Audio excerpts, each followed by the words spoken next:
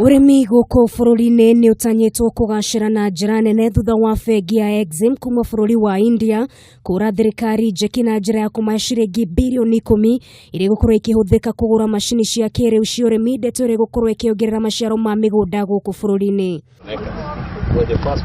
Akiaria ari tauni-ini ya Naivasha, Minister wa Urimi Mwangi Kiunjuri ugite mbeca ici igukorwo igiteithiriria na njira nene kugacirithia urimi guku bururi-ini o ndumwe na gutigirira ni kwarimo irio cia kuigana, kuria ningi ugite muoroto wa thirikari ni gutigirira ni makinyira nginyagia arimi anini guothe bururi-ini. We have like 16 projects that are running in the Ministry of Agriculture, and all of them as a component of mechanization.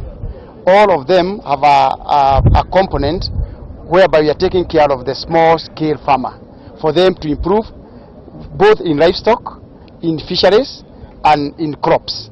Ihinda-ini riu Kiunjuri ugite ni megukorwo makirongoreria urimi wa waru kuria matanyite kuongerera maciaro ma mumero uyu. What we are aiming at is that by the end of next year we shall graduate from 6,700 metric tons to 40,000 metric tons, and that means improving the seed and ensuring that 30% of the potato farmers will be able to access certified seed. Na kimwandiki mukaru ministry-ini no Hamadi Boga augite hari bata guthondeka mutaratara na rekodi nginyaniru thini wa ministry no ya urimi ni gutigira mashini iria ikugurwo ni ciakorwo cikigayanio na njira iria yagiriire.